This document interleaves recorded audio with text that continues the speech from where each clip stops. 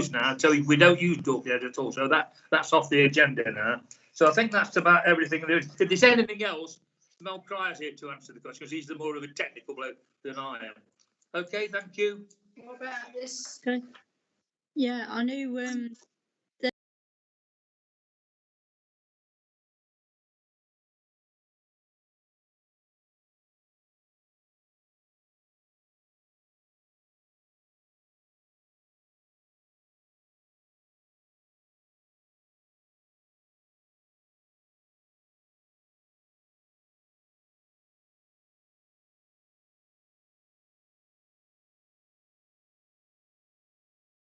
it won't stop it at the source. We've stopped using it, but we don't know at this point in time. Some of our the libraries in particular, at Arnold in particular, I don't know about Arnold, but the Arnold Library is run by the county council, and they spray and they still use it. We don't use it at all now. So, but there's the general public can actually buy it and use it. So it's a difficult one. We're trying to push the public not to use that sort of weed killer, but I'm afraid they are. So it's a difficult one. Okay, and what about the planting of wildflowers in public places? Well, we've done that and we continue to do so. That's something we continue to do and we will do. So that just makes sense to do that. About asking residents about it, am I right? I think. Yeah. Most people seem to support the idea, so we carry. Nobody seems to be against the idea, so it's not a problem. So we will do that as well. We carry on doing that. Okay, I've got a couple of questions already, Peter. So first, I've got Marge Paling. Do you want to ask your question, Marge? Sorry, it's taking a bit of time for the unmute to go off. Okay. Can I go back to litter picking, please? Yeah. We have had for quite a few years a litter pick on the Killisip picked up from a house, but the owner of that house is moving, and we were wondering, and perhaps Mel would be best to answer this, if it would be okay to put the litter at Killisip Community Centre next to the Gedling waste bins there, because we usually do it at the weekend, and that they'd be cleared away before the community centre needed the area. Or would you prefer us to find somewhere else? If I can answer that one, Councillor Barnes. Yeah, Councillor Palin, I had no problem with that at all. If you want to store it at the community centre, we'll ensure that we come and collect the bags on a Monday morning. We'll let you know when the change starts, because she's not moved yet, and we'd like to continue using her while she still lives there. So that's good.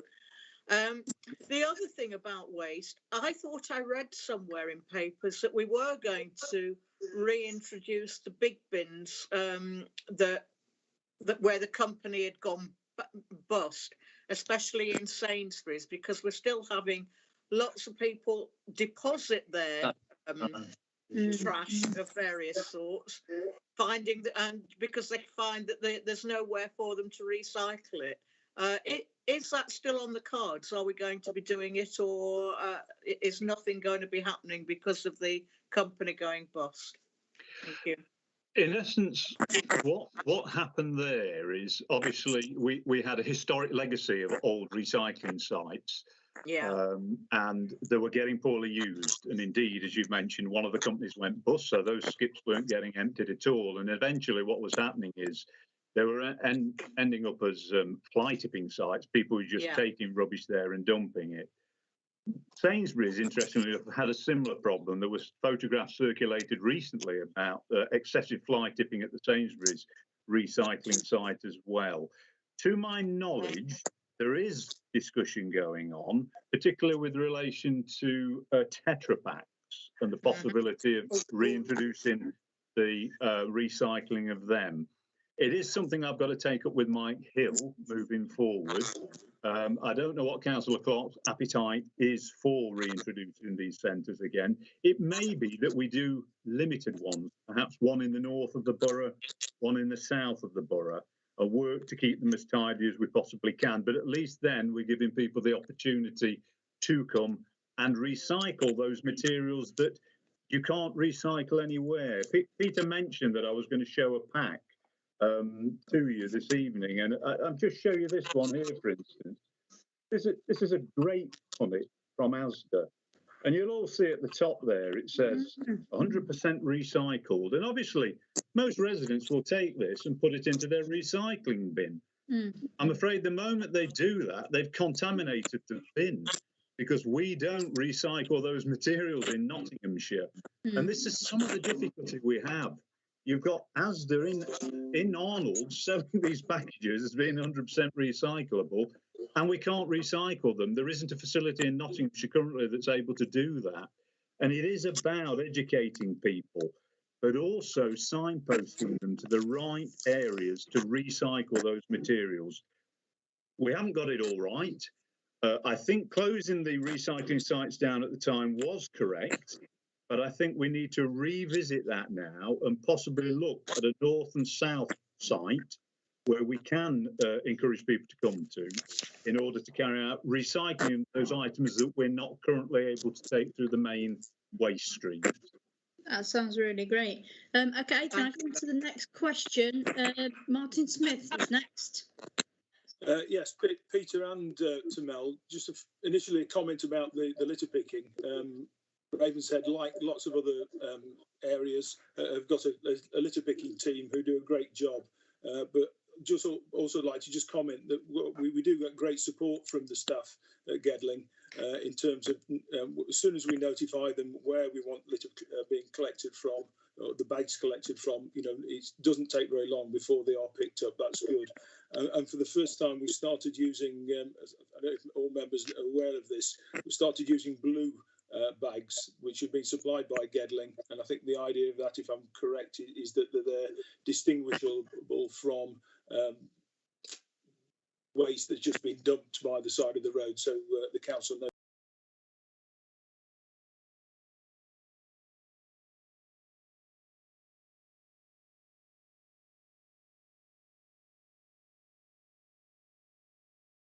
Does the borough not fund and maintain play areas in the parish areas of the borough? Yeah. And I do recall, I think you made a bit of a faux pas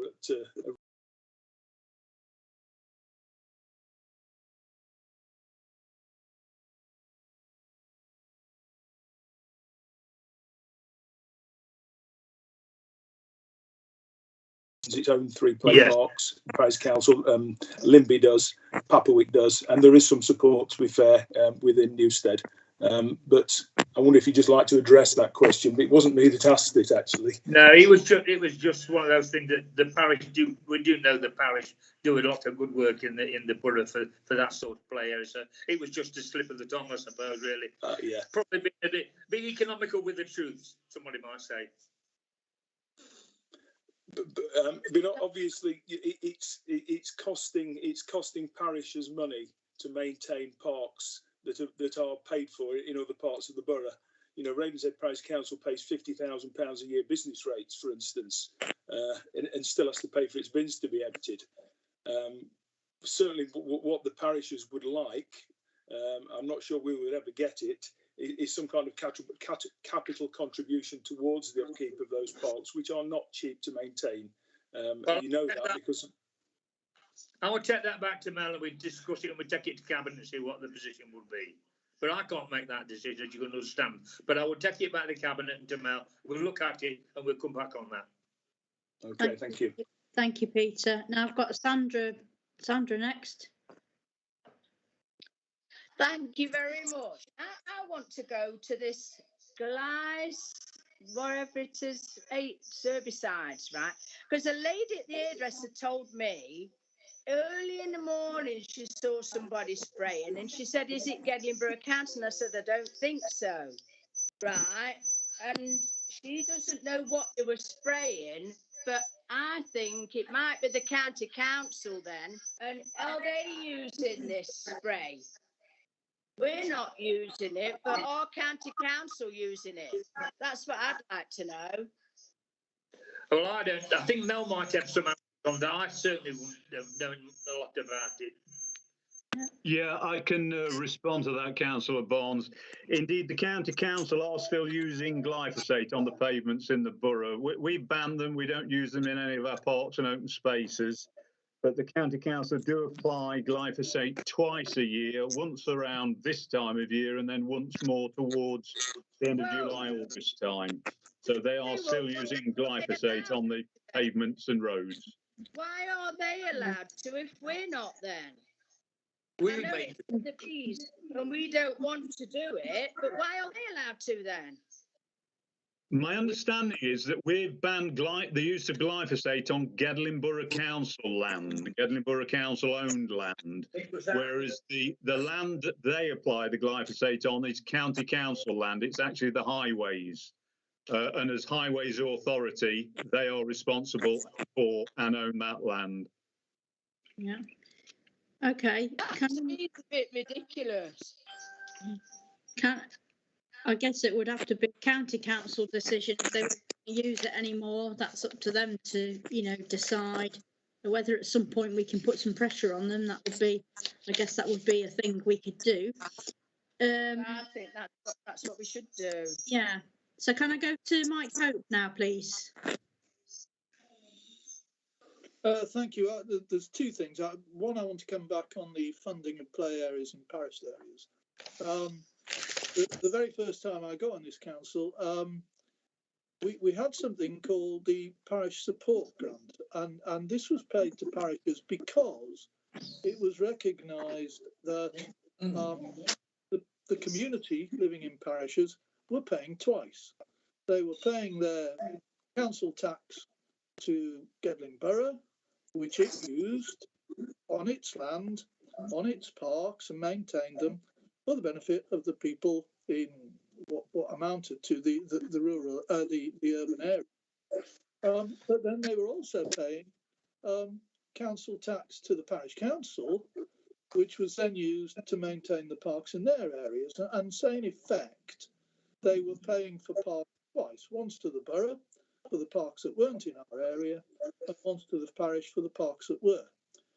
And in recognition of this, Gedling Borough used to have what was called the parish support grant, which returned some money.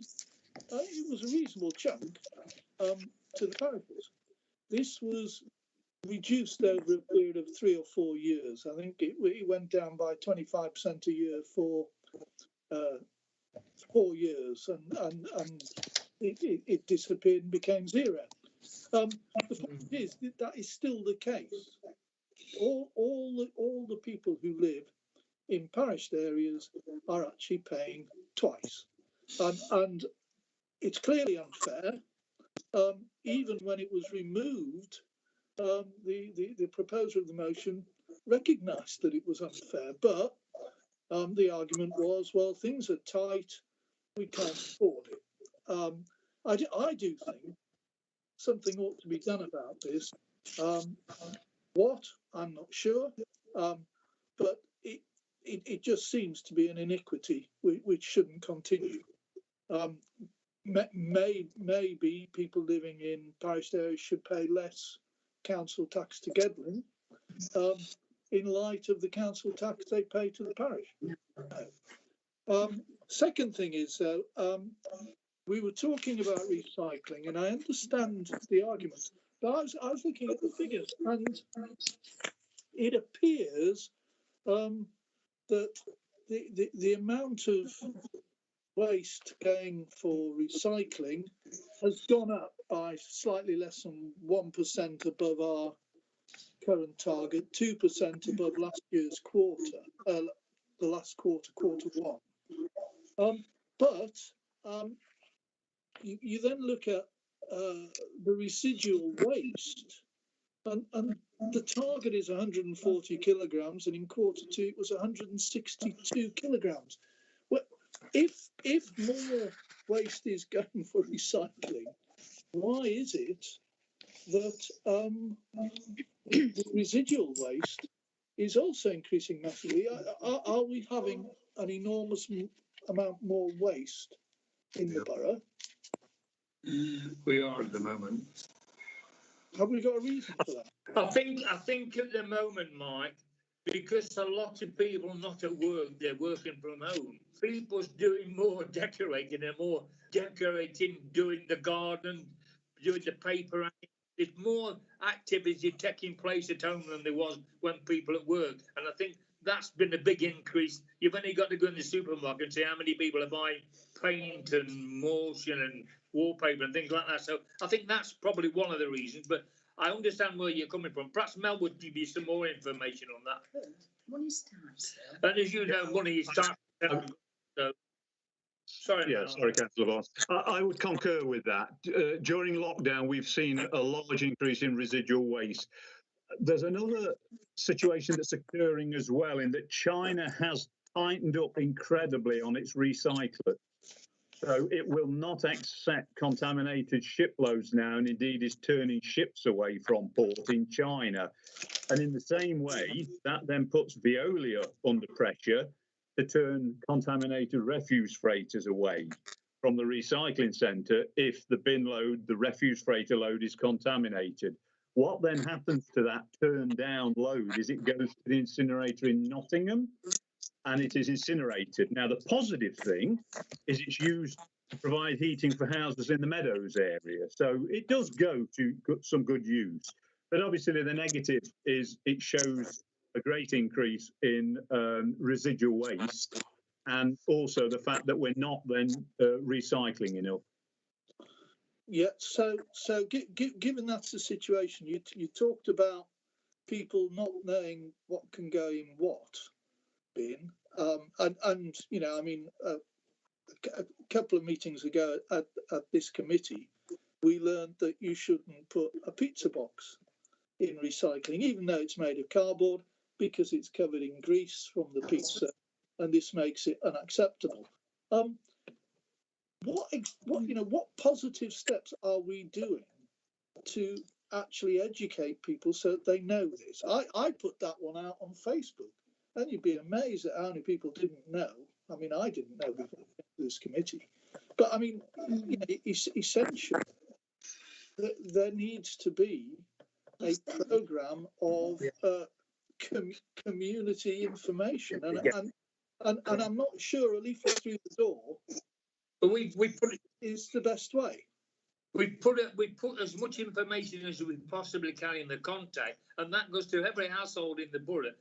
And as you know as well as I do, man, central government has took us a lot of funding off district councils and county councils, so it's very difficult to as much as we'd love to do what you're suggesting. It's at the end of the day, it's expensive, like you said. We have to charge the parish for various things, and vice versa. So it's a difficult situation, but we do as much as we possibly can to make people put it in the right bin, and we put propaganda out about it. So I don't know what else.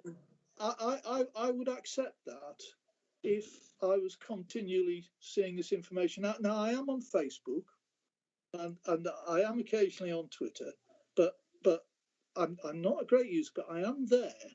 And I can honestly say, in the last year, I haven't seen anything on Facebook about it that's come into my feed or whatever it's called. Yeah, I was thinking we've got this climate change officer, and you see, I would wonder what teeth he's actually got. Is this person going to be able, for example, get in there and deal with my pet hate, which is that we are still building houses which don't have solar panels. We're still building houses which don't have grey water technology. We're still building groups of houses which don't share a heat source pump or whatever. What would our climate change officer be able to go in there and say, look, don't care that it makes the house slightly more expensive. They're certainly a lot cheaper than it would be if you tried to retrofit all this stuff. Or, you know, and at the same time, maybe this climate change officer ought to be sort of the grand panjandrum of getting out the message on Facebook. In other words, starting to really hit social media so that the people who I think probably most need to know actually get the information. That's everything. Thank you very much for your time. It's okay. Go on, Peter or Mel. Do you want to respond? Do you want to come back now? There's a lot of things to think about there. Yeah, no, I'd like to respond on that if that's okay. And Councillor Hope, you're exactly right. That's what this new climate change officer post will be for. We've lacked a recycling officer for some time now, given up as part of budget efficiencies, but realised we've got a weakness in that area. So this new post will be to drum home the carbon reduction agenda and increase rates of recycling and reduce bin contamination. So currently we have articles in the Contacts magazine and on the council website, advertised by the bin collection calendars. We've also got signage on the sides of the refuse freighters promoting the need to recycle. But you never can say enough, and it's always good to keep that message out there constantly to keep people focused on it. And that will be one of their primary roles moving forward. And indeed, they'll operate cross-departmentally. So what you were talking about in terms of developments is a planning issue in terms of the planning inspectors and ensuring that the local plan requirements are delivered to, and that will include charging points, EV charging points in new properties, triple glazing, cavity wall insulation to make sure that these new properties are energy efficient from the off. In terms of solar panels, it often depends on the orientation of the property. Not all properties are suitable for panels on the roof, but nevertheless, wherever we can do that, we will be looking to do so. And this new post, as I say, will be working across waste with environmental licensing to promote plastic clever to cafes and businesses out there in the community, and also working with planning in terms of working with developers and helping them adhere to the local plan moving forward. Okay, thanks very much. Can we move on to Michael Boyle now, please?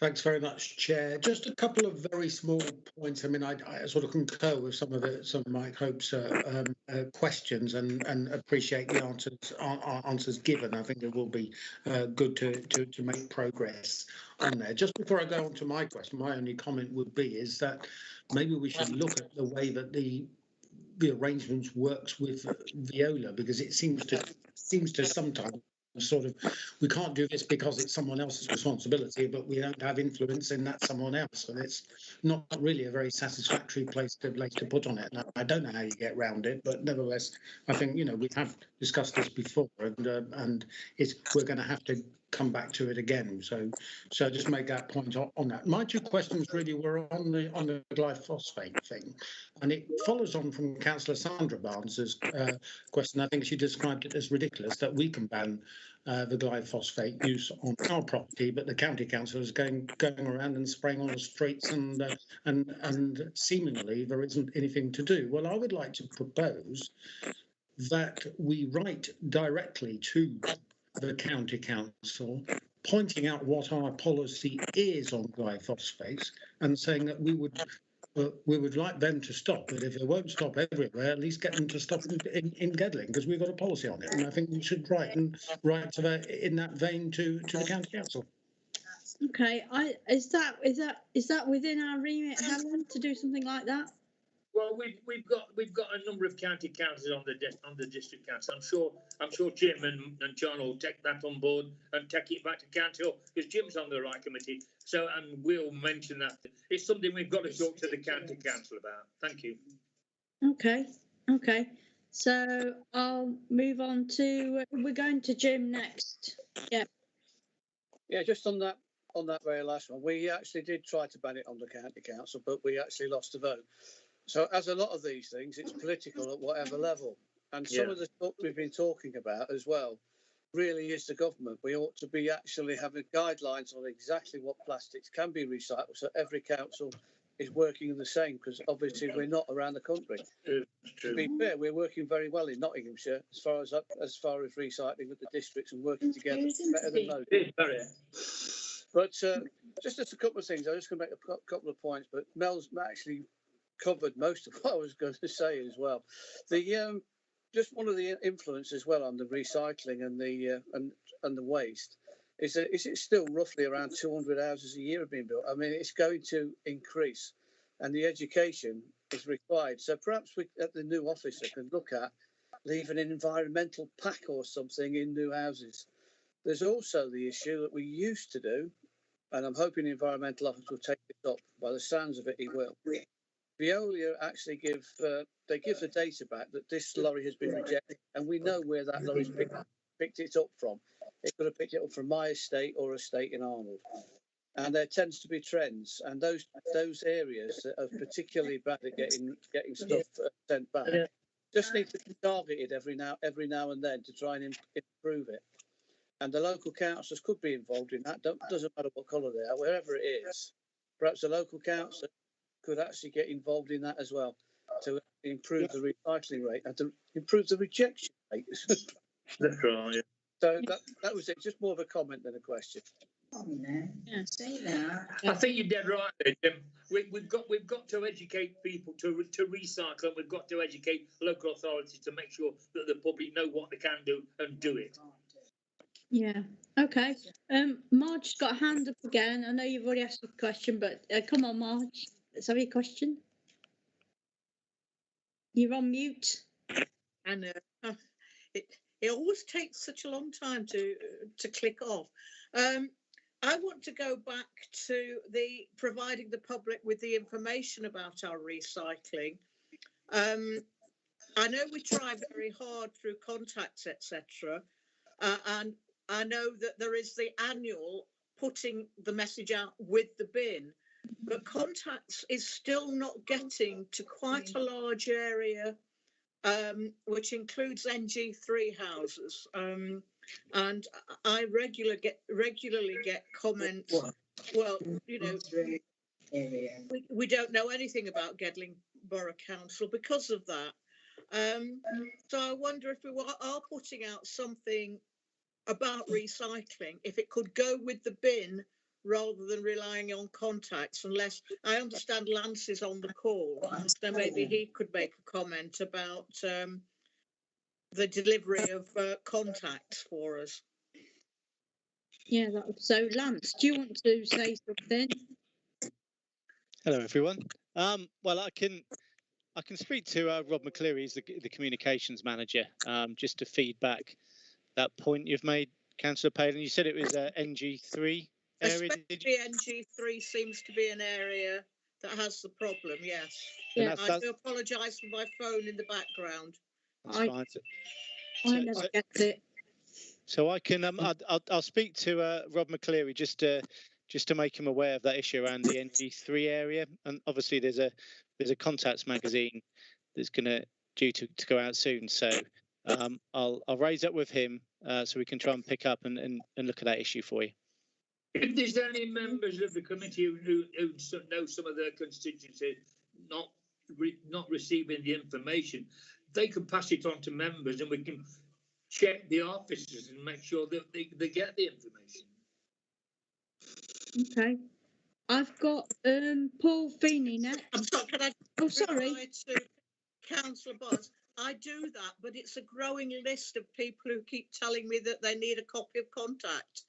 And I haven't had not having been into the civic centre, I haven't had the extra copies recently to get it to them. So thank you. Yeah. Okay.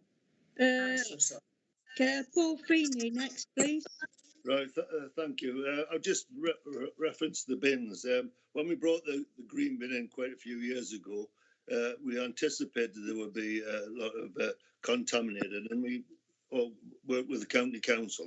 And what the county council and other councils at the time anticipated, that we would have a red card and a yellow card system. So they would check the bins out, and people who contaminated them, you would actually ask them that they're not contaminated, and then you'd give them a form of yellow card. And then we would say that if your bin was contaminated again, we would actually give you a red card and take your bin away. Obviously, politics was very, when the council was divided a bit, but that to me is the only way forward. But it can only go forward if all councils and all political parties agree with that, because there will be a lot of resistance to it. But it's the only way of actually stopping people contaminating the bill, because a lot of people just don't take it seriously. They put it's a bin and they put something in it. And I think that we should really look at that in the long term and get the views from all political parties of whether we go that way forward. Because if we don't, it'll just continue. Because as well as that, on the bins now, you know how much weight is in each is collected, so you can actually see which ones are contaminated, which they're not. And with the recycling officer, they can check various bins if the operators know what contaminants are actually in them. That's the only way to. Thank you. Do you want to Mel on? Mel, do you want to say something about that? Yeah, sure. I can comment on that. In essence, what Councillor Finn is talking about is a joint waste management committee declaration on bin contamination. And at the time, what happened is we were also having a big issue with bins on streets, particularly in dense urban housing areas. And unfortunately, what happened is the two things got wound together and became one. And then at the time, there was a political reticence to move forward on it. What I'm keen to do is reintroduce this again. I think the declaration is correct, but I think we need to separate it out from the bins on streets issue. That's a separate thing which we've got to deal with. But I think let's park that and deal with it separately. And really, let's look at this joint initiative on bin contamination, because that's the big thing.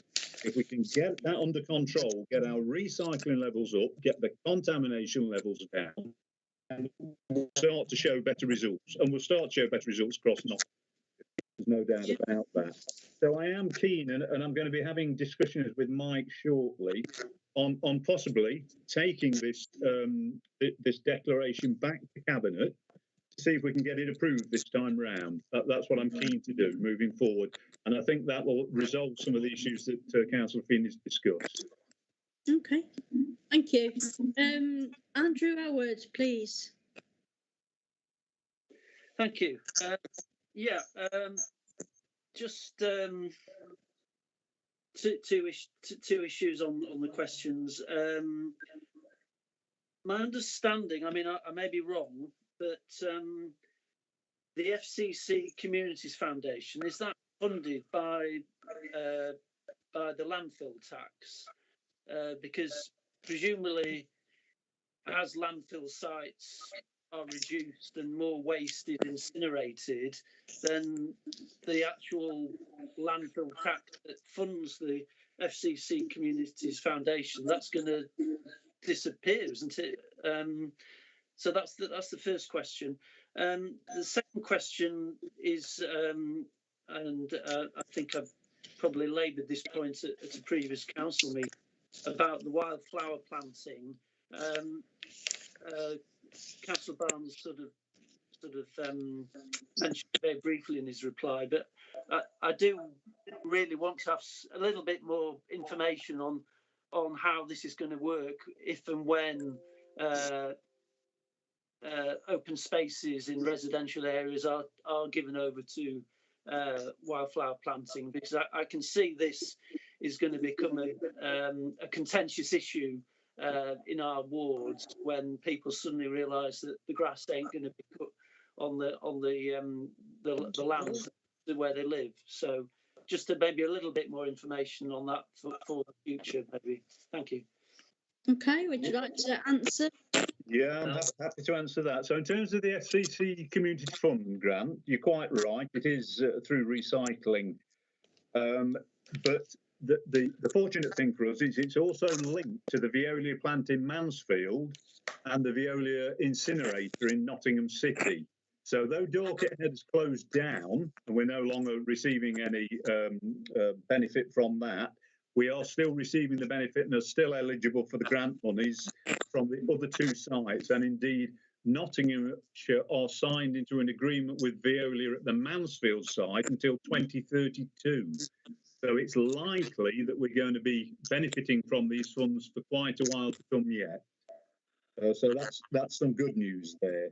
In terms of the wildflower meadows, Councillor Elwood, I do take on board what you said.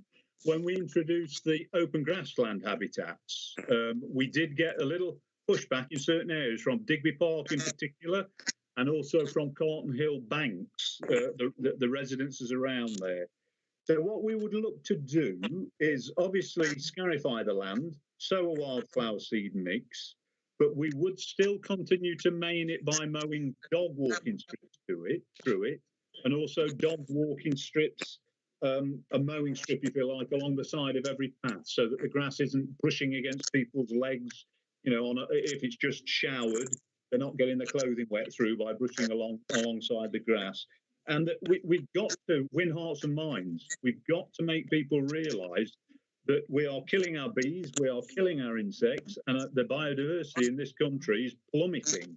And we've got to be seen to be doing something about it. And our parks and green spaces added together give us a fantastic opportunity to do this, but it needs to be in a controlled way. So at the time, we'll do an audit of the best areas, and there'll be more out of the way areas in parks. We're not going to be doing it right at the front entrance to a park. It'll be more on the perimeter of the park and things like that. We'll consult with residents. We'll have a Contacts magazine article. We'll promote via social media what our intentions are. And then I plan to do leaflet drops in those residences that are immediately impacted from the change in maintenance regime in their area, and giving them the reasoning behind it, you know, the wildlife and selling all that aspect. It's a winning hearts and minds thing at the end of the day. Well done. Lovely. And back to Sandra Barnes, please. Thank you very much. I'm just going on about the recycling bins, the green bins, because we had some people move across the road, right? In their bin, I saw it. There was all this polystyrene, all these like boxes of fruit, you know, empty boxes of fruit things. And I went across to them and I said, look, you're putting the wrong things in that green bin. I think what we've got to do, we've got to send out some notices to tell people, because when people move in, and these were foreign people, I'm sorry to say, they weren't very happy about it, but I says, please don't put that in there because they will not take it. You're contaminating your bin. I said, you've got to put it in your black bin or your grey bin. So I did tell them, but at the end of the day, they weren't very pleased. Well, hopefully some of the things that have been mentioned already can help to, you know, alleviate those sort of issues as we go forward. Okay, I can't see anybody else's hands up at the moment. Has anybody got anything else to ask of Peter? It's all gone quiet now. Well, thank you very much for coming to the meeting, Peter and Mel. It's been really interesting to hear about, you know, about all the issues around recycling, a very difficult issue, but we've got to get to grips with. And also to hear about the new climate change officer and the things about the wildflower planting as well. Very interesting. Okay, so you're welcome to stay, but you're welcome to leave as well if you want to. So we're going to move on to Thank you very much. Okay, we're going to move on to Councillor Gregory now. Gary Gregory, who's portfolio holder for community development. And again, there was a few questions in the papers already that I hope Gary's going to be able to answer. So off you go, Gary.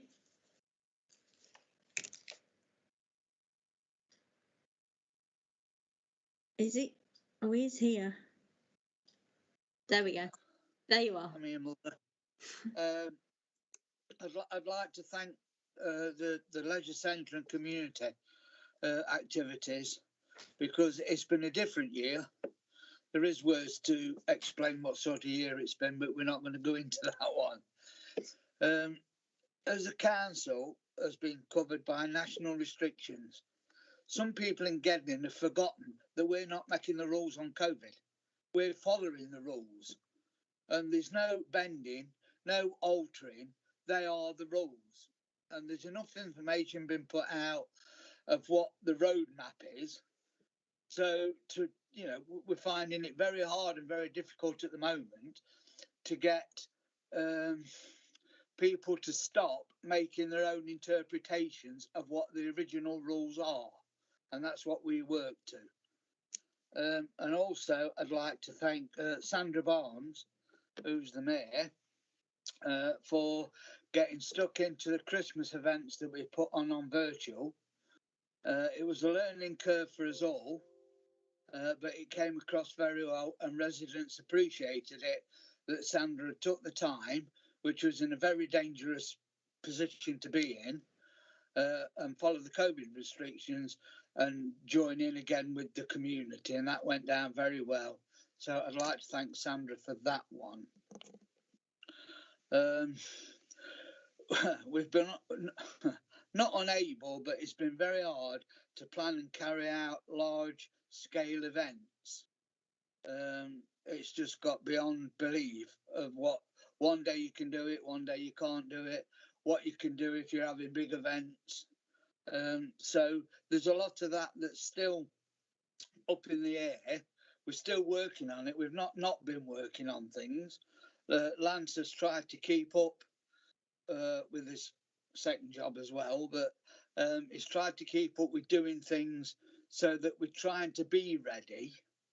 But there's a lot of instructions that's going to come back from central government, and we don't know what we're liking and what we don't know what we're doing. So some of the time for the big events at the moment, it's very difficult to try and say we're going to do that on that when we don't know when we go to the next stage.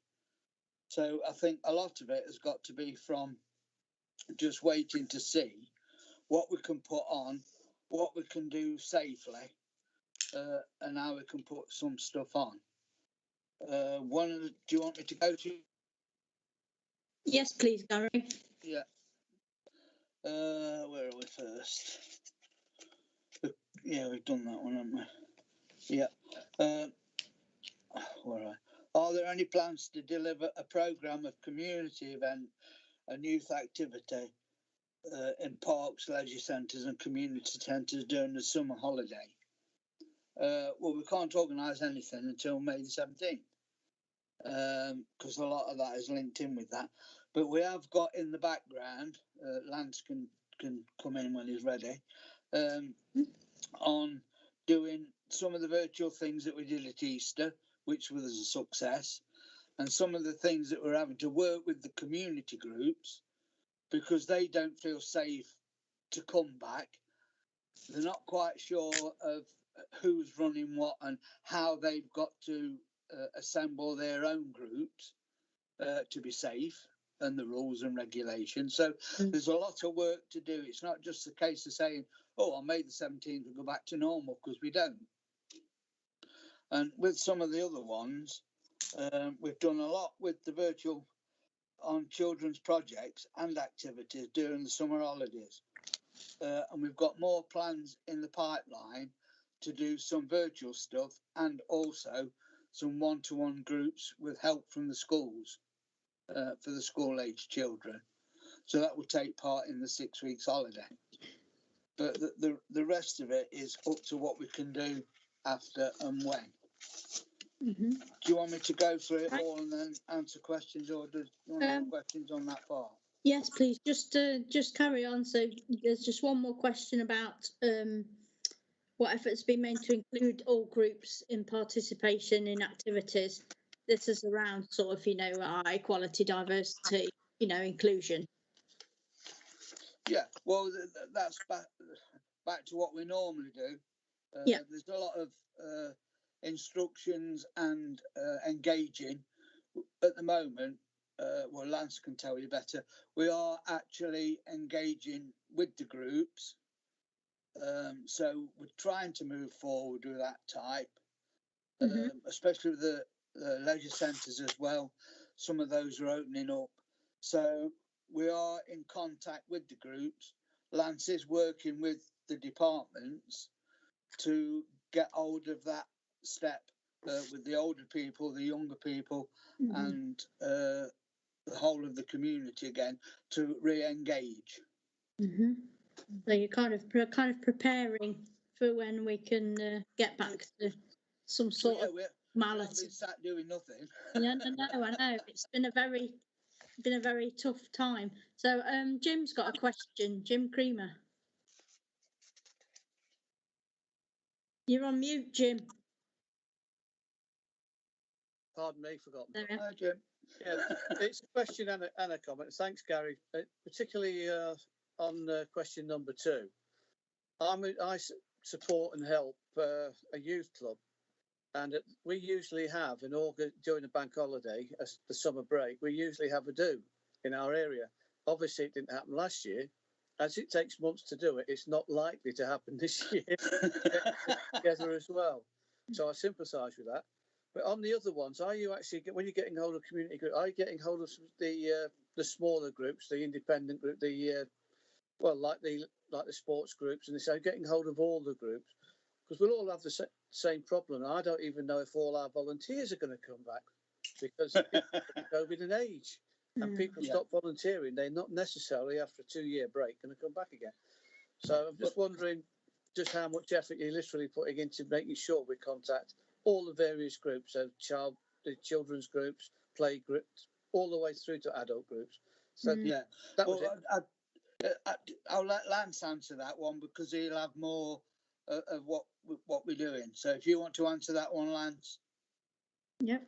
Yeah, I can do.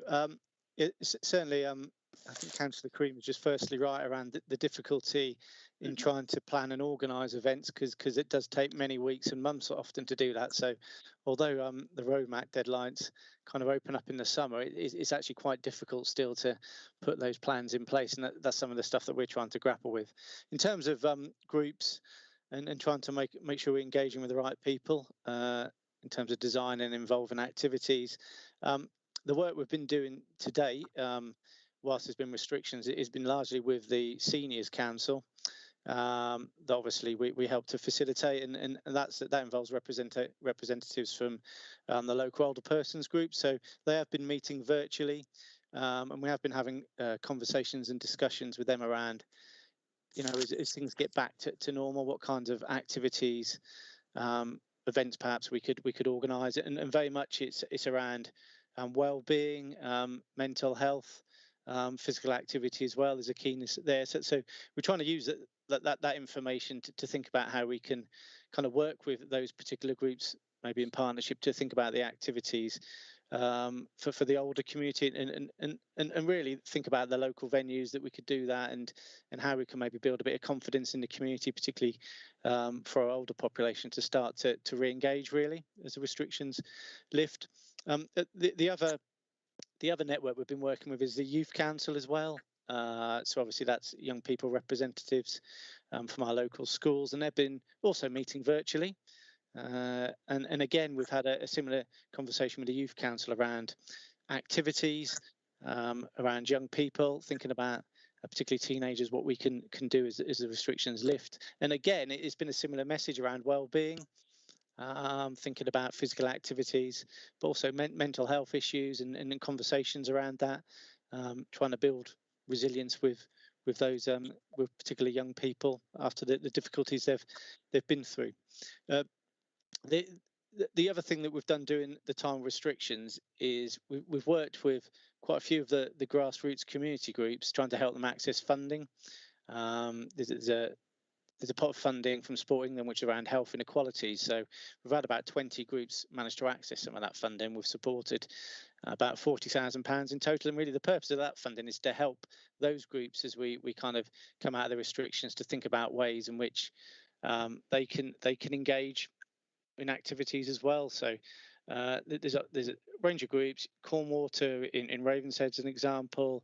There's a dementia group called Maduck, the Caribbean Elders, which are based at the Brickyard. Age UK has received some funding, and some of this has been on doing virtual sessions, online exercise sessions for older people, but also thinking about when they can get up and running, what kind of support, little pots of money they can use to re-engage. I think as we do move out of the restrictions, it's a key point really around understanding where some of our community groups are, because some of that will be uncertain. I think as Councillor Creamer says, we're not sure about volunteers. A lot of volunteers have been shielding. for a long time now. Some of it's around the confidence of people to come out and do the volunteering roles that they once did. So I think over the next few weeks and months, we'll be pushing out our sort of community e-newsletters to the leads of those groups to find out, what the issues are. The other thing that we're also considering is a bit of consultation around equalities in the next few weeks, and really looking to target the chairs of our key community groups, just to kind of assess their feelings about how things are at the moment, and that'll really provide some useful feedback around all our services, as well as kind of activities in the community. Okay, thank you. Martin Smith's got a question. Yes, Gary, thanks for your report Martin. back. You mentioned early on about not making the rules, but having to apply them. Certainly, Ravenshead Parish Council is indebted to the people at Gedling, certainly in the leisure services side of things, for the advice that they've given. We've tried to follow what Gedling has done in terms of opening up, and unfortunately sometimes having to close things down, so that we've been in line. But that support's been great. I think both you and Lance were talking about activities over the summer. We all know, unfortunately, there's been an incidence of higher incidence of antisocial behaviour with young people, and I think a lot of that is down to the fact that they've not had a structured environment, both in school and outside of school, and for various reasons, which we don't need to go into. The sooner we can start providing something for these young people, the better. It's going to be a very long summer if we're not careful. I think the antisocial behaviour is going to continue to increase. Certainly in the Newstead Abbey ward, we had a 48-hour dispersal notice over the weekend put in place. Unfortunately, all we seem to be doing is telling young people what they can't do. If we can if we can try and provide something for them, that'd be great. And just to finish off, Gary, part of your role is liaising with parish councils. I'm not sure when the last time you visited any of the parishes within the Newstead Abbey ward. You're always very, very welcome. Certainly at Ravenshead, where Councillor Barnfather is chair and I'm vice chair of the parish council, we'd love to meet with you to see if there's anything that you can do to support us and in the other parishes, along with Councillor Murray, to provide facilities and opportunities, not just for young people, but for all people within our particular ward. So you're always very welcome. Please come and see us. Yeah, thank you, Martin. Yeah, I do some work in Newstead. A lot of it is with the school, and I attended steering group meetings to try and get that. There seems to be a force field between Newstead and Gedling Borough. They won't come out of Newstead to come into Gedling, and Gedling's not very keen on going into Newstead. How we get over that, I don't know. We tried some things. As you know, in Newstead, it's hard to engage with the younger people. They've got their own facilities, and they don't like to move out of Newstead, some of them. But I think to sort of touch on what you were saying about the youth groups and how they're losing the structure. At the moment, I've got two managers from Netherfield Boys and Girls Football Club that do the teenage ones, and they've packed up. They don't want to have anything to do with it, and it's solely on the attitude of the lads that was coming to play football. All they was doing was messing about, showing off and causing trouble. So two managers have said they don't want to run that football club no more, which we've got, that I can understand, but these are modern day problems that we're going to have to sort out and find a way of working through them. And it's across the spectrum. It's not just a group of people, but they're getting the same ones, because I do the Netherfield Ward Councillors and Steering Group and Killersick Steering Group. And they're all coming with the same questions, but they're all going to need the same answers.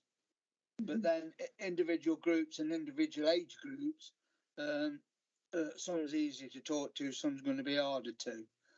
But that year that they've been out has caused absolutely chaos, and I wouldn't like to hazard a guess how long before we get back to something like normal. Yeah. I think it needs patience and understanding, but to what degree, I don't know. So, does that help, Martin? Yeah, it does, and I know Gedling's very good at providing the support, both in Killissick and Newstead with Debs. You know, she does a good job, and she tries to hold things together. Newstead Parish Council seems to have a very, very proactive new chair of the council. You may have met, who really wants to get things done there. And obviously, they do need support, and whatever you can give, that'd be great. Thank you. Yeah, but if I can, most certainly I can join in to a parish council meeting, or if you let me know when they are, I can pop across. My car goes through the force field. Thanks, Gary. If I could just come in as well. Yeah, carry on. Councillor Gregory, just to respond to Councillor Smith's point. In terms of trying to design the youth activities moving forward, when restrictions lift, one of the things we look to do is try and be information led. So work with partners, whether it's youth service and police colleagues, to identify where those hotspots are. So to make sure that I suppose our role increasingly now is, if we've got bits of budget, we can almost commission people to provide activities. But if we work with our partners in the youth service and police colleagues, we can identify the right place, right time, locations, etc., to make that happen, really. And that's kind of the approach going forward. So it is really targeted around what we're trying to do. And I think there was some work we did last summer in Calverton, where doing some work with a local youth worker enabled us to target some Nottingham Forest activities in Calverton at the right time, because there was a considerable problem at that point in time. So that's the kind of approach we're looking to take, really, so we can not only provide positive activities, but do it at the right place and to the right young people as well. Yeah. Right, thanks very much. Sorry, can I just say to Martin that I have been talking to Chris Pearson, who is rather keen to come into Newstead. So whether you want to get myself, Chris, to meet the parish council, I'm sure Chris is on his radar. Yeah, Chris visited fairly recently. Yeah, that's okay. Okay. Has anybody else got any more questions? I can't see any hands up at the moment from anybody. That's been really, really interesting. Thanks, Gary. Very difficult area in these times. I know we've had various difficulties across the council, but that's especially difficult, in the times we're in, getting communities to do things and, getting everybody to come back, to activities like they were before, because I think we were quite successful in this area, have been over the last few years. So hopefully we can be successful again. Yeah, we will rise to the challenge. Absolutely. As always. Absolutely. Okay, so I think that concludes the review of your portfolio, Gary. So you're welcome, Gary. You're welcome to stay or you're welcome to go. It's up to you. Okay. So, but we'll move on. Thank you very much, everybody, for your questions. questions. Thank you very much. Thank you very much. Thanks very much, Gary. Thanks. We'll move on to the next item now, which is about complaints. And have we got Fran here to talk to us about the report in the papers? We have, yes. Good evening, councillors. Hi, Fran. Hiya. Yes, I'd like to present this report. It's quite a historic report. So this is a review of complaints, compliments and ombudsman investigations dating back to the year 2019 to 20. So it's not the last financial year, it's the one before. And this is something I did discuss briefly with Helen before the meeting. Although I am not new to this report in terms of historically, I've compiled the Ombudsman section of the report that's taken through to Cabinet when those complaints are reported annually to Cabinet. It's the first time I'm sitting here with a customer services hat on, talking to you about the complaints that have come through the complaints and compliments system that is managed by customer services. So just to just to briefly take you through the report, it's very statistical in its nature. And that's because in terms of trends of complaints, types of complaints and lessons to be learned from the complaints and how we can try and remedy some of those issues, that is dealt with differently. So that is reported quarterly to SLT, and it forms part of the monitoring reports that's taken through quarterly and that Cabinet have sight of. So if members want any specific information about specific complaints or trends, that's the way those issues are reported. But certainly looking forward to the future, and I know this report comes before you every year, it might be something that you may want to see, so a little bit more detail around those trends and how those complaints are being dealt with and the actions arising from those. In terms of the figures before you then for 2019-20, there was a total of 379 complaints logged on the system in that financial year. And what I also noticed from this report is that although it's referred to as the Complaints and Compliments report, there's no information about the compliments. But I can tell you that in 2019, there were 369 compliments that were recorded on the system as well. But specifically relating to the complaints, so 379 received in total, and as you can see from the figures, of those 290 were not upheld and 89 were partially or completely upheld. Following on from that, the way the complaint system works is that the customer makes a complaint, and that's treated as a stage 1 complaint. That is investigated and responded to and may be upheld or may not be, or may be partially upheld. If the customer is not satisfied with the response they've received at stage 1, they can then make a stage 2 complaint to the council. And of the 379 complaints made, 26 of those complaints were taken through to stage 2. So there was a further complaint by a customer that was not satisfied with the stage 1 response they've received. That's then investigated usually by a more senior manager and a response issued. If the customer is still not satisfied with the response they receive at stage 2 of the process, then they are advised in that stage 2 response letter that then they can make a complaint to the local government and social care ombudsman. So the figures that you can see in the report, so between the 1st of April 2019 and the 31st of March 2020, there were 8 complaints received by the council from the ombudsman, which is a slight decrease from the 9 complaints received the previous year. And you can see in the table there a summary of the decisions of the local government ombudsman in relation to those matters. Now, the ombudsman treat complaints in several different ways. If a complaint has not been through stage 1 and stage 2 of the council's complaints procedure, and an individual just was to go straight to the ombudsman about a matter, they will not deal with that complaint, and they will send it back to the complainant and say you need to go through to your local council. So although those statistics are recorded by the ombudsman, we may never be aware that such a complaint has been made, because that individual may decide that they're not going to bother taking it through the council's process. So once they're kicked back by the ombudsman, they don't then progress it any further. There are some complaints that may have gone through stage 1 and then the complainant's gone to the ombudsman, and then the ombudsman will kick that back to us and say we've advised them to come back to you for the stage 2 complaint. So the ombudsman will only deal with matters once they've gone fully through the council's complaint system. If it has been through the complaint system, and they do always check that with us, then they do an initial assessment. So they may ask a few questions of the council, or they may just look at the stage 1 and stage 2 responses that have already been sent by the council and decide how best to proceed with the complaint. In some instances, it won't go any further. The ombudsman will say that they don't wish to investigate it, that they're quite happy that the correct process or the correct steps have been taken.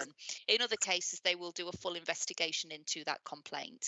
And you can see from the table, in relation to one complaint, and it was a complaint in relation to waste services in 2019 and 20, that complaint was upheld by the ombudsman, and they recorded it as maladministration and injustice. Now, there is a process that has to be followed once such a finding is made, and that process was followed. So that particular complaint was reported to Cabinet, and details of the complaint were given to Cabinet in the January 2020 meeting. All the recommendations made by the Ombudsman in relation to that complaint were complied with, and you can see that from the statistical results in the letter from the Ombudsman. In relation to that complaint, it was a complaint by a member of the public in relation to failure to collect their bins, and this was a member of the public who had registered for an assisted collection. So we have residents in the borough who, for various reasons, may not be able to physically roll their bin up to the end of their drive or to the collection point for the council to collect their waste. These will be marked up on the system, and the council offer an assisted collection service where they may go down to the back of the house or further down the drive to collect that waste. On this particular occasion, there have been a number of occasions where that bin hadn't been collected, and for some reason it hadn't been recorded correctly on the system. That was remedied.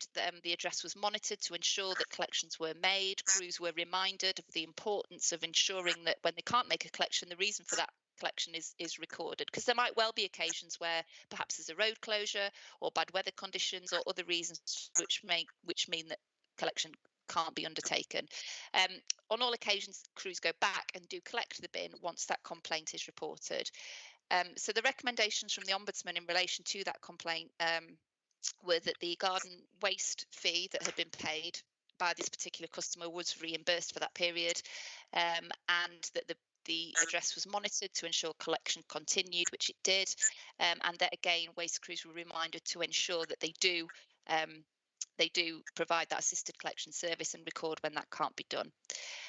There's an ongoing piece of work in relation to waste collection and particularly integration of the system. So the Bartek system, which is the in-cab system that's used for waste collection services, and the integration of that to customer services and to our own in-house system, so we can make sure that such complaints are logged and are dealt with quickly and that those bins are collected.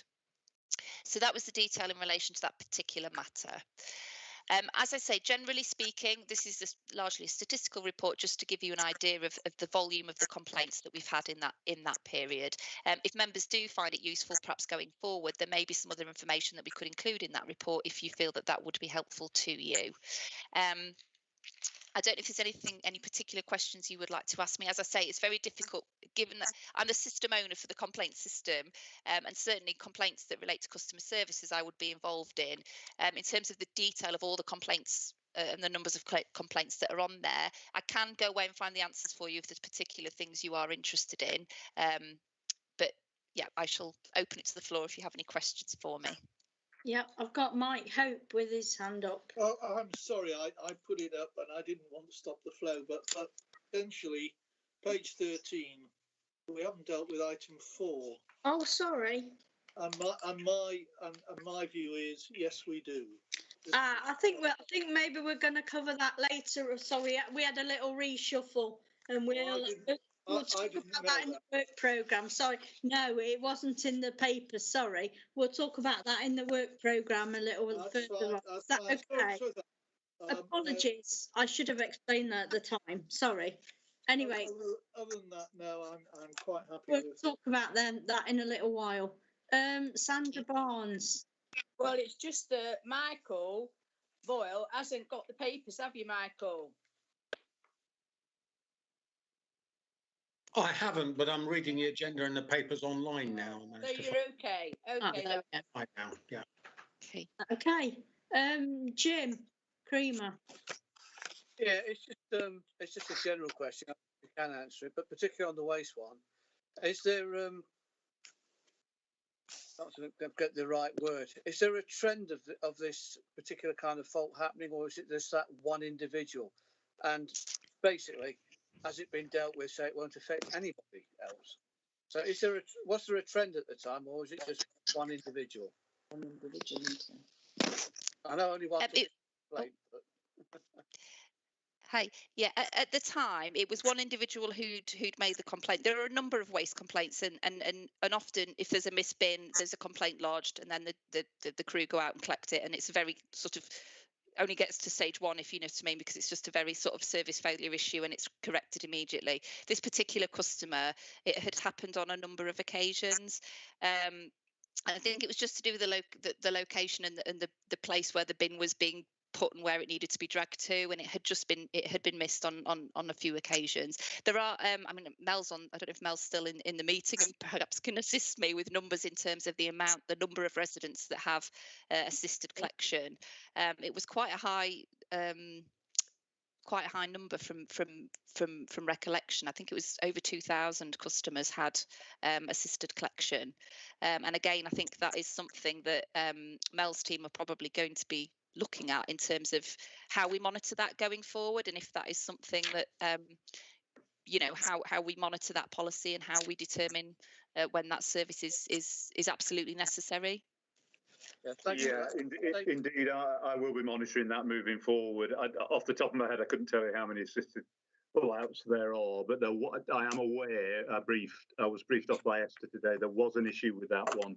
We put a hand up to it. We did make a mistake on more than one occasion, and the Ombudsman asked us to put certain measures in place to ensure it didn't happen again, and those measures were put in place.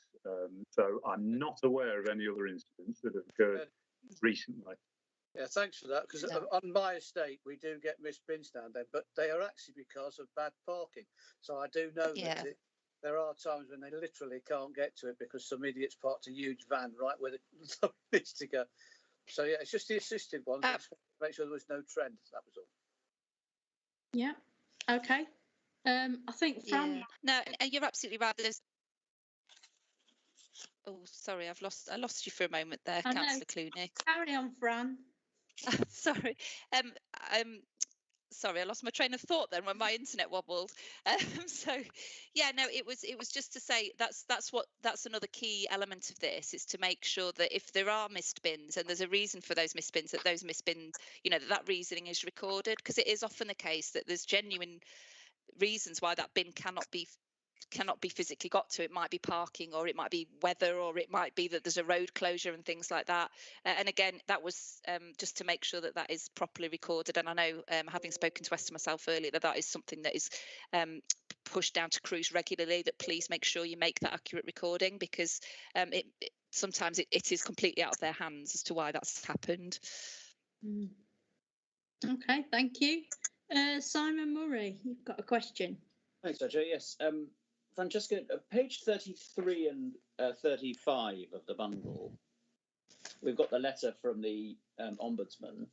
Yeah. At the top of page 35, these are the stats for Gedling, they tell us in the first paragraph. It's very garbled. I don't really know what they're trying to say. 20% of complaints we investigated were upheld decision. This compares to an average of, statistics are based on a total of 45% in similar authorities. Do you know what they're trying to get at? Sorry, can I just say something here, Fran? I think I should apologise. I think something went a little bit wrong with the pack, and it's not all that clear what happened. I'm just going to refer to another email I got. If I could put the right password in, it would help. I know there was some formatting issues. I think Helen mentioned it to me earlier with how that was the problem. How the letter had come out. It's on the LGO website as well. It's published on there, but I think the version that's come through. Just let me pull up the version. Yeah, and Helen did resend it this today in a better version that you can read a bit better. At about 11 o'clock this morning, there was a version that's a bit more easy to read, and it was 20% of the complaints were upheld. This compares to an average of 45% in similar authorities. So would I be right to saying we're doing better than similar authorities? Yes. Yeah. So that's good, isn't it? That's that's a real pat on the back. So yes, yeah, very good. Yeah. So does that help, Simon? Yeah. Does that help, Simon? Yeah, no, that's good. That's great. That's what I hoped it meant. Okay.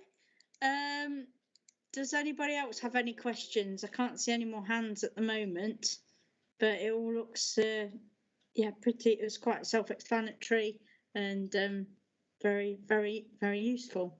So I guess it's up to people whether they think we need more information than this we've currently got on a regular basis, or we happy to have this kind of once a year. I mean, it seems it does seem a very low level. I can see Marge shaking her head at me. I can see this at it seems a very low level, where we don't seem to have too many problems at the moment, which is absolutely great. So I think as long as we continue at that sort of level, that's really good. I can see Jim's got his hand up again. I'll just say that I think once a year is fine, because there's there doesn't seem to be any trends of anything to keep monitoring. Yeah. So, except excellence. So I think once a year is fine. If things start to collapse at some time in the future, then we perhaps move to 6 months to do it. I think once a year at the moment is absolutely fine. Yeah, I can see Michael Boyle now.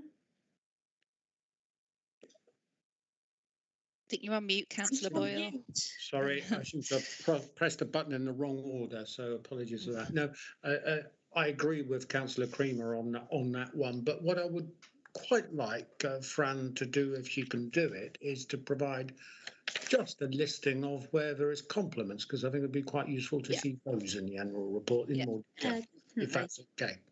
Yeah, absolutely. Definitely. Okay. Are you happy with that, Fran? I am. Just to say as well that the annual report, it stems from the annual letter that the Ombudsman sends out. And in terms of timescales, that usually arrives with the council towards the end of July for the previous financial year. So I'll be expecting the annual letter from the Ombudsman at the end of July for 2020 to 2021, and then that triggers the report that goes into Cabinet. Again, in terms of your work pattern, I appreciate you've got quite a heavy workload and work plan. But I suppose again for you, it's where you want this item to come in the year, because obviously we're quite late now in terms of reporting for the previous year. But obviously that's a matter for yourself, Chair, and other members. So potentially we could have it a little bit earlier in the year, perhaps if it's been to Cabinet in time. That would be quite. Yeah, maybe we'd do that another time. Okay. I can appreciate it's perhaps been a bit of a funny year. It has been a funny year, yeah. And the Ombudsman shut down for the first quarter of the year, so they didn't investigate anything. So be interested. Next year's figures may be very very different.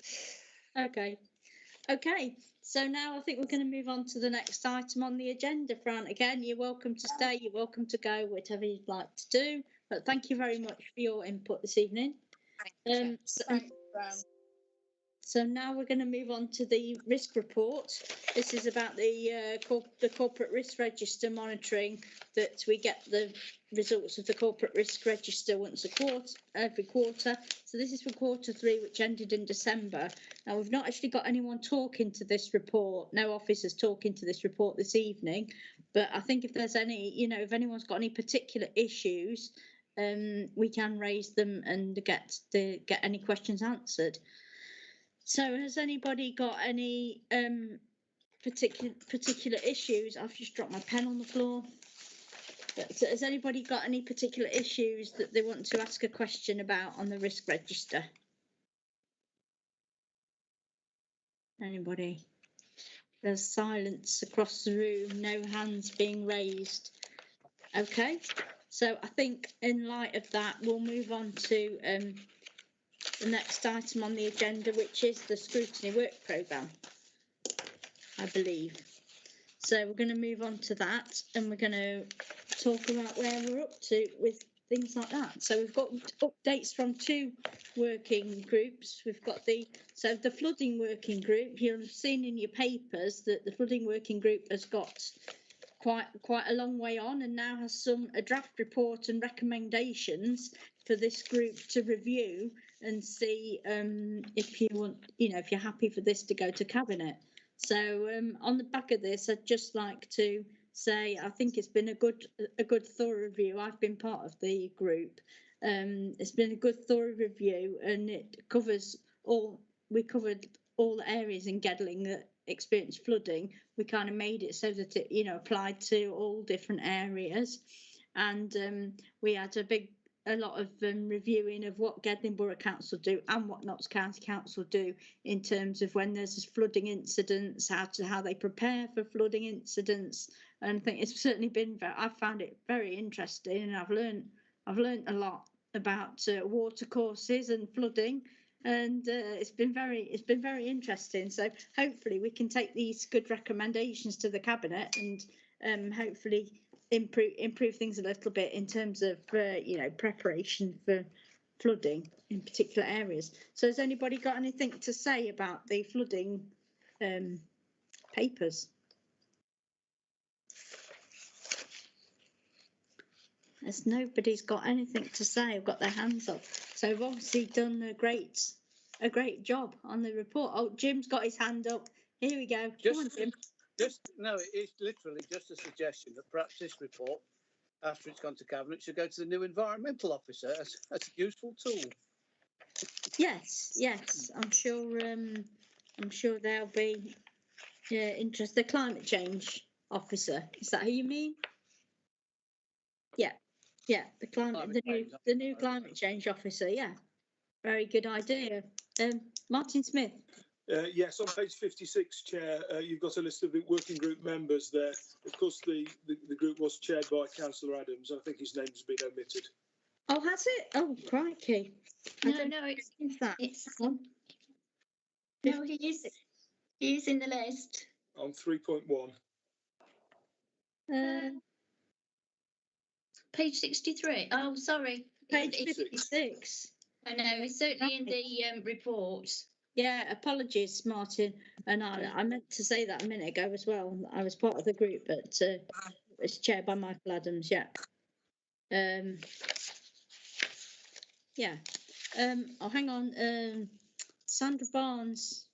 Well, I'm just saying on the page 56, 3.2, the domestic abuse and access. I'm on that, and I'm not on as just Boyle, Clooney, Rachel Ellis, Roxanne Ellis, and Palin, and I'm not on. Okay. Oh, what's to do with that, Juno? Women's Aid. Yeah. You're definitely there because I remember you being there. Yeah. Okay. Just a little omission. Apologies around that. Has anybody got anything else to say about the recommendations from the flooding working group? Are we happy for it to go to cabinet? At the next available opportunity. I'm not sure when that'll be, Helen. When will that be? It's in the report. It's sorry. I think it's in one of the reports. 20th of May. I can see the 20th of May. Yeah. Okay. Well, that'll be good. Okay, so now we'll move on to domestic abuse and access to emergency accommodation working group. We've had a couple of meetings. We've had a very interesting talk from a lady from Juno who talked to us about all the things they do. It was very, very interesting, and all the various issues they're facing, and on a very difficult topic. And I found it quite, I don't know about other members of the group, but I found it quite emotional hearing about all the stories that they were sharing. And I can see that Helen's got a hand up. Can I just say that I have actually managed to get a date for the next meeting. So those members that are on the group, it should be this. It will be the 17th of May. Okay. And I've spoken to the housing needs officer. They're going to come along and discuss temporary housing and available housing for survivors of domestic abuse. They have asked me for questions in advance, and I have sent those that I have already circulated. But if members have got any additional questions, if they could get them to me as soon as possible, it'd be quite helpful. Okay. Can I just check the time on the 17th, please? 5:30, if that's okay for everybody. Yeah. Thank you. That's lovely. I'm just making a little note of that. Great. Okay. Can I just say we've actually missed a couple of items because there was some updates from early committees that members asked about at the March committee. Yes. The two written reports. One is about ABL, A Better Life. Your health, your way, and the other one is about one step at a time. Yeah. Oh, that's because they're coming next in my papers. I think that's why I was. Oh, right. Okay. It's all right. No, not to worry. Yes. So we've got those written reports from from the things we raised at previous meetings. So I can see that Sandra Barnes got a hand up. Sandra. Well, I've just looked in my diary. 17th of May. Possibly got a Labour group at 6. It won't be that day. No. Marge, you can talk to Marge about it afterwards. Oh, right. Marge will sort that out for you. Right, okay. Okay, cheers. Thanks. So has anybody got any questions about the A Better Life and One Step at a Time documents we've got? I think give us a lot more information about those issues that were raised previously. No? Okay. So now we can talk about the portfolio holder attendance, if you like. We'll do that next. So I think Mike gave a note about that before. Do you want to say something more on that now, Mike? No, I just thought we'd missed it. I mean, my answer was yes. I think we should continue to bring them to this committee and ask the questions. Yes, I think it's very useful to hear about all the different areas, and we certainly raise a lot of different issues, I think, and helps us to discuss lots of different issues across the various portfolios. Does everybody agree? I can see a lot of nodding going on from the people that I can see. Okay, so we'll take that forward, Helen. Yep, continue with the programme. Yeah, and then so talking about the future work programme, obviously the flooding is coming to an end now, so we've potentially got space for another working group now. So I didn't know if anybody's got any ideas they want to put forward, or if you want to think about it, and we'll discuss it in July. But obviously that's quite a little way off.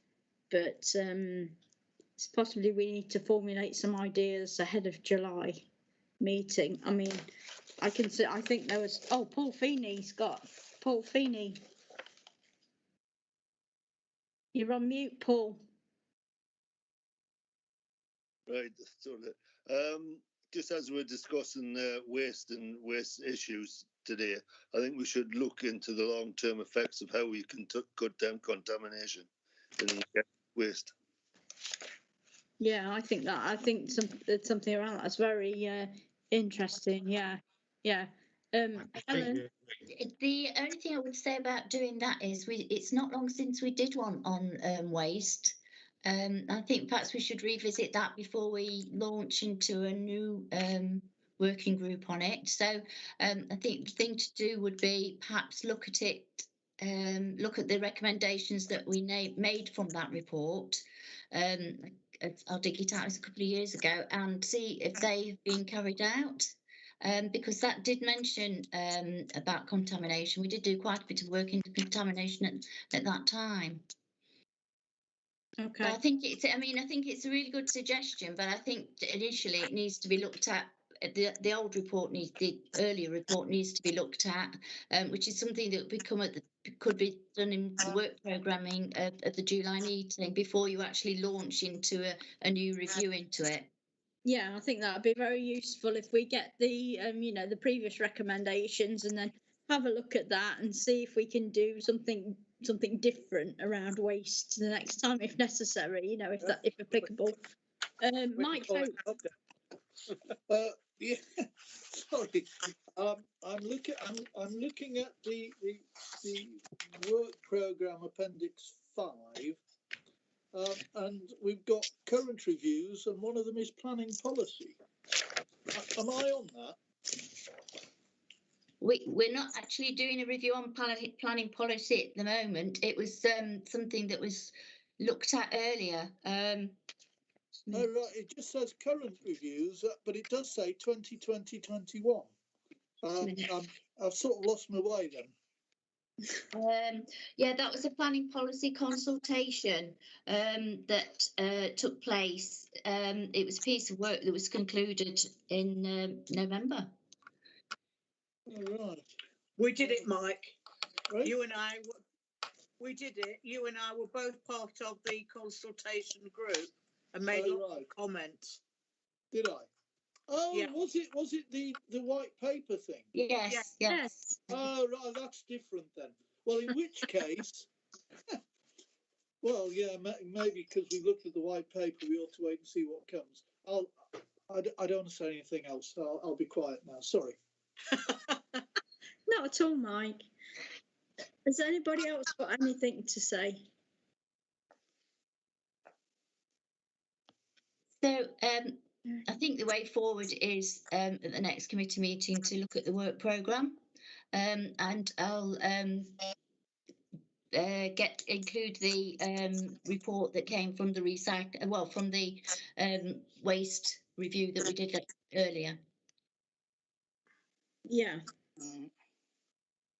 Yeah, I think, is everyone happy with that? We'll hopefully have some, maybe we'll even have the final report from the domestic abuse group at that point, hopefully. Marge, got your hand up. I'm terribly sorry, Chair. I want to go back to Sandra Barnes' comment about the domestic abuse working group. Thank you. Okay, Yeah. go on. There is a group meeting for the Labour group on that evening at 6 o'clock. There was. And I do know that the Conservative group usually has a group meeting 2 nights before full council. And this is 2 nights before full council. We had some exchange of emails about the possibility of starting the meeting earlier. And I do know that Rachel Ellis had said that she would be okay to start at 4:30, which would mean that we could still have the group meetings without any change. But I thought, aren't we having it on the 10th, the group meeting? No. Oh, okay. Oh, that's the AGM. Different. Oh, that's separate. Oh, okay. I don't know if it does affect the Conservative group, Martin, but I know that it often has happened on the Monday before full council that you've had a group meeting as well. I don't think there'd be any reason why it couldn't start at 4:30, but I'd obviously have to discuss it with Councillor Roxanne Ellis, who isn't here this evening because she's the chair, and it's would Councillor Boyle be able to attend at 4:30? I normally can't attend during work time, but I'll do so on that occasion if it helps. Yeah. Thank you. I'll finish work a bit. I'll finish work early. Can I just ask then, have we got an AGM then on the 10th then? The Labour group has an AGM on the 10th of May, yes. Oh, somebody tell us. Right, thank you. Okay. 4:30 is scrutiny, domestic abuse, the 17th. I will just have to confirm it with Councillor Ellis. Just to come in there. Oh, go on, Martin. Somebody asked, I can't remember who it was it Marge, who was asked about the Conservative group. We haven't got any members on that working party, so I don't okay. Okay. Doesn't affect you. Okay. Yeah, I've also mentioned Helen, so we're going to continue with the portfolio holder attendance. So we thought about asking John and Michael to come in July, as I believe they came in July last year, and they do have to attend once a year as well. So we could start with that. Okay. Okay. Has anybody got anything else to say about the work programme at this point? Okay, so I'll come with you bursting with ideas in July. And so now we're going to any other business, any items the chair feels urgent. No, I don't have any other business to bring up. Has anybody else got any other business? Everybody's quiet. Everybody's quiet. Well, thank you very much, everybody, for this coming to the meeting and your great questions and interaction with everybody. That's been great. So thank you very much. Thanks, Liz. Very good night, everybody. Thank you, everyone. Thank you, Liz. Thank you.